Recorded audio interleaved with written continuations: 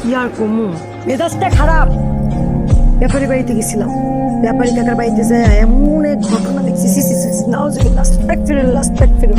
এ কথা কারো পাওয়া যাবো না। না না, তুমি কথাটা ঠিকই কইছো। রাস্তাঘাটে চলার কায়দা মানে মানুষজনের চোখ খুব খারাপ। আর মেয়ে মানুষ দেখলে তো কেমন করে তাকায় থাকে। তোমার সাথেও এরকম করছে না?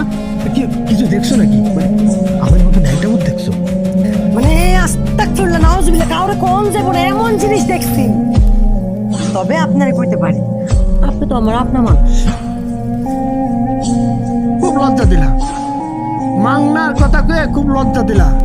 আরে মাংনা কিসের?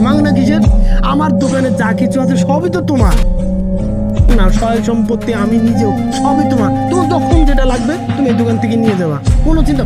মাংনা কথা করো না, এটা বলে খুব খারাপ লাগে। শুকুর ভাই, হ্যাঁ কইছি আমি বুলবুলি ব্যাপারী কাকার বাড়িতে গেছিলাম। ব্যাপারী কাকার বাড়িতে যাই দেখি কি এক অশ্লীল ঘটনা। ব্যাপারী কাকা দুই বেডি নিয়া একসাথে শুয়ে গেছে। এক বিছানায় তার বউ, আর এক বিছানায় ওই যে ছবি পাগলি আমাকে জড়াজড়ি মাখামাখি করে শুয়ে গেছে। আস্তাগফিরুল্লাহ, এই কথা জোরে করো না। তুমি যত জোরে করতে তোমার কানের পর্দা ফাটে যাচ্ছে। এই কথা যদি অন্য মানুষ শোনে, হ্যাঁ, তাহলে কি করবো? আমি একটা জিনিস বুঝতেছি না, এই ব্যাপারে মুরব্বী মানুষ সে খায় কি? তুমি কলা গাছ খায় বড় হইছো আমি জানি। যাই আসি, যাও না, আর একটু থাকো। তুমি তো আমার দোকানে সবসময় আসো না। আমার তো মন চায় দিনে 2 বেলা তোমার দোকানে এসে বসে থাকি। না, 2 কান সমস্যা নাই তো।